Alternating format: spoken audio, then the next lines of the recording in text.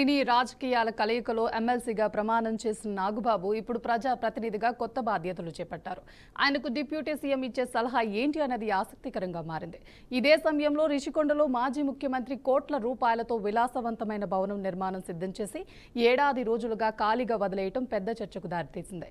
ఆ భవనం అధికారిక సీఎం క్యాంప్ ఆఫీస్, విశ్రాంతి భవనం పేరుతో కోట్ల రూపాయల వ్యయంతో నిర్మించబడింది. 2024 ఎన్నికల్లో ప్రభుత్వం మారిన తరువాత అది ఖాళీగానే వదిలేయబడి ఉంది. భవనాన్ని అలాగే వదిలేస్తారా లేక దాన్ని ఉపయోగించి పర్యాటక ఆర్థిక వనరుల కేంద్రంగా మారుస్తారన్నది ఇప్పుడు చర్చనీయాంశంగా మారింది. ఇదే అంశానికి సంబంధించి పూర్తి విశ్లేషణ మా మేనేజింగ్ డైరెక్టర్ రాజేంద్ర అందిస్తారు. Rajendra, over to you. Thank you Shreya Varma. ఇవాళ జనసేన పార్టీ విస్తృత సమావేశం తర్వాత ఒక బహిరంగ సభ కూడా నిర్వహించబోతోంది.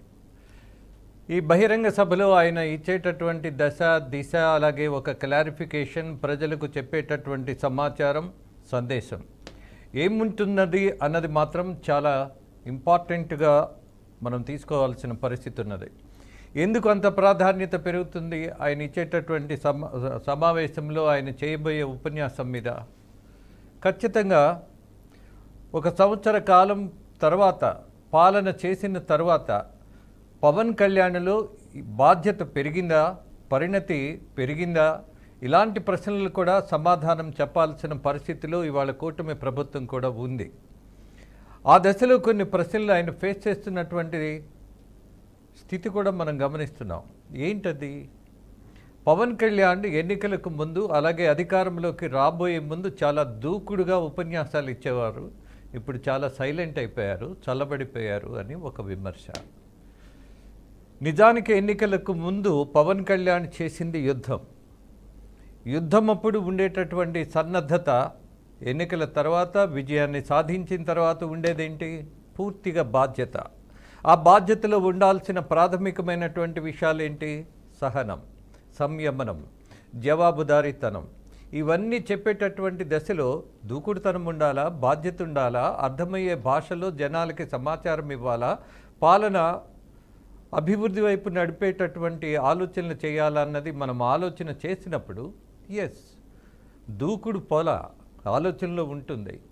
బాధ్యత పెరిగింది కాబట్టి, జనానికి ఒక హామీ ఇచ్చారు కాబట్టి దాన్ని మాట్లాడేటటువంటి దశలో గతంలో చేసినటువంటి ఉపన్యాసాలు, ఆ దూకుడు, ఆ పద్ధతి ఇవాళ ఉండాల్సిన అవసరం లేదు. దాన్ని తప్పుపట్టాల్సిన అవసరం అంతకంటే లేదు. మరి ఇవాళ ఆయన పార్టీ సమావేశాల్లో కూడా కొన్ని విషయాలు మాట్లాడారు. తన సొంత పార్టీ ఎమ్మెల్యేల మీద కొన్ని విమర్శలు కూడా చేశారు. బాధ్యత లేని వాళ్ళని క్షమించే దశ ఉండదు అన్నటువంటి హెచ్చరికలు కూడా చేశారు. అలాగే ఈ సమావేశాల్లో పార్టీ పునర్నిర్మాణమా లేకపోతే పార్టీని పూర్తిగా మార్పు చెందేట్టుగా కొన్ని నిర్ణయాలు తీసుకోవడం, పార్టీ పటిష్టతను పెంచడం, పార్టీ బలోపేతానికి కావలసినటువంటి కార్యక్రమాల నిర్వహణ ఎలా ఉండాలి, ఎవరెవరు ఏ బాధ్యతలు తీసుకోవాలి, ఎలా నడుచుకోవాలి, ఏది మాట్లాడాలి అన్న దాని మీద ఒక పూర్తి అవగాహన పెంచే ప్రయత్నం చేశారు. ఫైన్, మంచిది. మరి మరొక విషయం కూడా, మరొక ప్రశ్న కూడా సమాధానం చెప్పాల్సింది పవన్ కళ్యాణ్.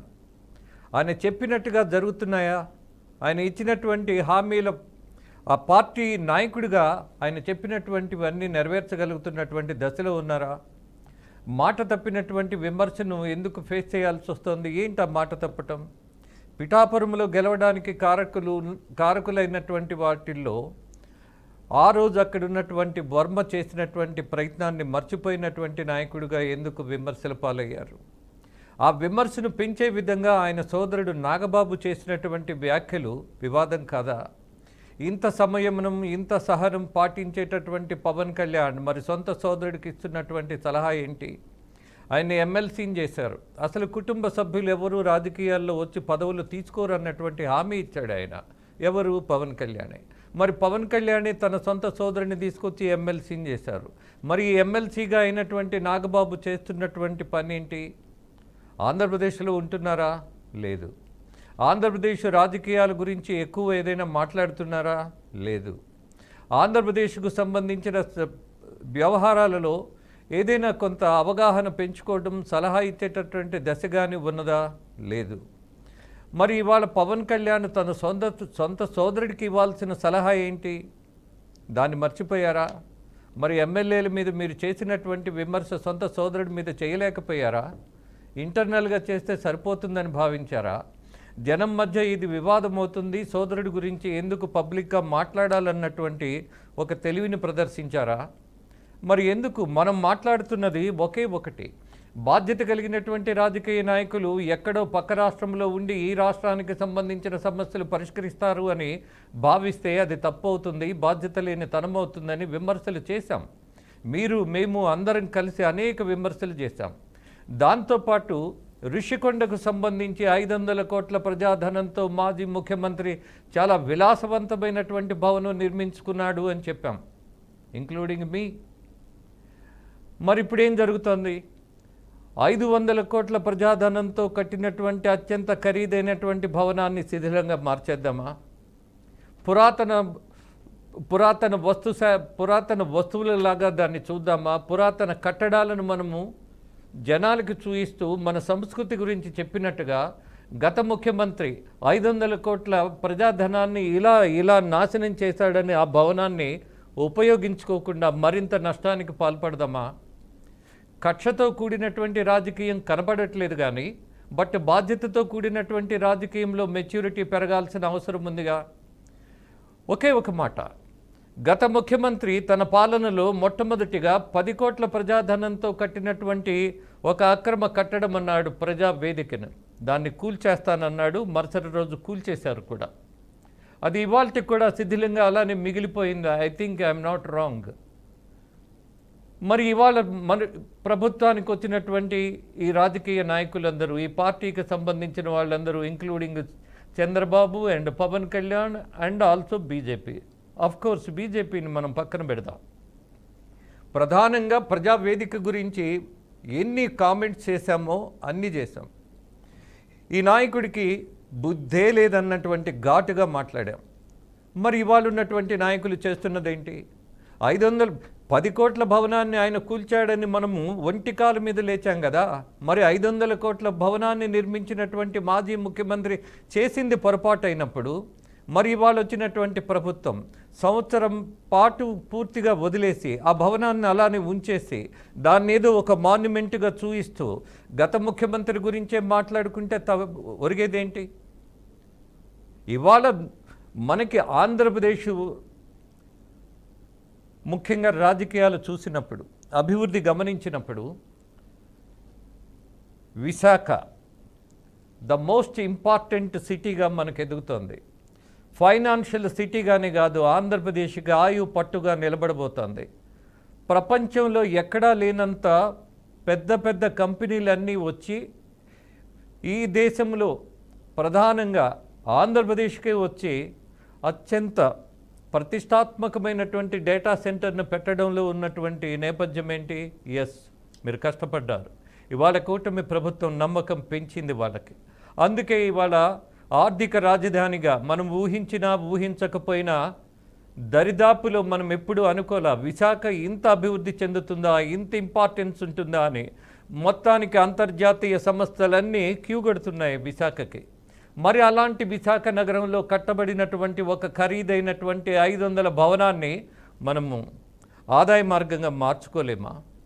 సమస్యను సమస్యగా 10 కాలాల పాటు ఇలా నడుపుతూ ఉందామా? మరి దీని మీద బాధ్యత ఎక్కడ? పవన్ కళ్యాణ్ వెళ్ళి చూయించారు, ఇక్కడేవో పెచ్చులు ఊడిపోతున్నాయి, నాసిరకం కట్టడం అన్నట్టు మాట్లాడారు కదా. ఎస్, సింపుల్ టెక్నాలజీ ఒకటి ఉంటుంది. ఏంటది? ఒక భవనాన్ని మనము సరిగా నిర్వహించకపోతే అది పాతబడిపోతుంది. మెయింటెనెన్స్ లేకపోవడం వల్ల ఖచ్చితంగా దెబ్బతినే అవకాశం ఉంటుంది. ఈ భవనం కట్టిన తర్వాత ఎవరు అక్కడ నివాసం ఉండలా, మెయింటెనెన్స్ జరగనప్పుడు కొన్ని పొరపాట్లు అవుతాయి. అలాగే ఏ బిల్డర్ని అడిగినా చెప్తారు, ఒక భవన నిర్మాణం అయిన తర్వాత ఎయిర్ క్రాక్స్ అనేవి చాలా సాధారణంగా కట్టడంలో వస్తాయి. వాటిని మెయింటెనెన్స్లో మాత్రమే తీసేయగలం. ఇంత ఖరీదైనటువంటి భవనాన్ని మనం వంకలు వెతుక్కుంటూ పాత ముఖ్యమంత్రిని తలుచుకుంటూ అక్కడేదో మనం శ్మశానానికి వెళ్ళినట్టు మౌనింగ్లో ఉంటే కుదరదు కదా. బాధ్యత ఉన్నవాడు చేయవలసిందేంటి? ఈ భవనాన్ని మనము ఉపయోగించుకోవాలి. ఈ 500 కోట్ల ప్రజాధనాన్ని మనం ఆదాయ మార్గంగా మార్చుకుందామా, లేకపోతే ఒక విశ్వనగరంగా మారుతున్నటువంటి విశాఖలో వస్తున్నటువంటి అంతర్జాతీయ కంపెనీలకు ఇచ్చి మనం ఆదాయాన్ని పెంచుకోగలమా? ఇలాంటి ఆలోచన చేయాల్సింది పోయి మనం విమర్శలకే పరిమితమైతే ఎలా? వాళ్ళకి మనకి తేడా ఏంటి అని ఎవరైనా మీ పార్టీలో ఉన్నవాళ్ళు ఆలోచన చేస్తే, ఎస్ జగన్మోహన్ రెడ్డి 500 కోట్లు వేస్ట్ చేశాడు, ఫైన్, మంచిది. మరి మీరు వచ్చిన తర్వాత మీరేం చేశారు? దీన్ని ఇలానే చూయించి మనకు 500 కోట్ల నష్టం అని అక్కడికి వెళ్ళి మౌనవ్రతం పాటిద్దామా, దిగులు పడదామా? ఇది కాదు కదా. సో ఇక్కడ మనం ఆలోచిస్తున్నప్పుడు జరుగుతున్నటువంటి పొరపాటులో పవన్ కళ్యాణ్ మరొక వాదం కూడా తీసుకొస్తున్నారు. ఏంటది? సనాతన ధర్మం. What the business you have? Pawan కళ్యాణ్కి సనాతన ధర్మానికి సంబంధం ఏంటి? ఆఫ్ కోర్స్ మతం అనేది వ్యక్తిగతం. ఆయన వ్యక్తిగతమైనటువంటి ఎజెండాల ముందుకు పోవచ్చు, తప్పు లేదు. బట్ ఆర్ఎస్ఎస్ వాదాన్ని తీసుకొచ్చి మీరు ఇవాళ కొత్తగా భుజాన వేసుకోవాల్సిన అవసరం ఏంటి? అసలు ఈ కన్ఫ్యూజన్ తీసుకురావాల్సిన దశ ఏంటి? అలాగే ఆర్ఎస్ఎస్ చీఫ్ ఎవరైతే ఉన్నారో మోహన్ భగవత్ ఒక మాట అన్నారు, భారతదేశంలో ఈ భారత ఖండంలో బతుకుతున్న ప్రతివాడు హిందువే అని మాట్లాడారు. ఎంత మూర్ఖత్వం! నేను నమ్మిందే సిద్ధాంతం అయితే అది మూర్ఖత్వం అవుతుంది, అది నిరంకుశత్వం అవుతుంది. 10 మందిని కలుపుకొని నిర్ణయం తీసుకుంటే అది ప్రజాస్వామ్యం అవుతుంది, అది ఒక సహనమైనటువంటి రాజకీయం అవుతుంది, దాంతోపాటు ఒక సభ్యతతో కూడినటువంటి ఆలోచన అవుతుంది. ఇంత విశాల దేశంలో ప్రతివాడిని మనము హిందువుగా మార్చగలమా? కుదరదు కదా. విస్తృతమైనటువంటి జనాభా ఉన్నటువంటి ఈ దేశంలో మనమే చెప్తాము కదా వసుధైక కుటుంబం అని. మరి ఆర్ఎస్ఎస్ వాళ్ళకి కానీ బీజేపీకి కానీ వసుధైక కుటుంబం మీద నమ్మకం ఉన్నప్పుడు, ఆర్ఎస్ఎస్ ఇలాంటి వాదన చేస్తున్నప్పుడు, ఇదే ఆర్ఎస్ఎస్ వాదాన్ని మనము సనాతన ధర్మం అని భుజం మీద వేసుకొని కొన్ని భావోద్వేగాలను రెచ్చగొడితే కుదురుతుందా పవన్ కళ్యాణ్ గారు? మీరు ఆలోచించాలి కదా. మిమ్మల్ని నమ్మారు కదా, మీ మీద నమ్మకం పెంచుకున్నారు కదా, మీ మీద యువత ఎంతో ఆశతో ఉన్నారు కదా.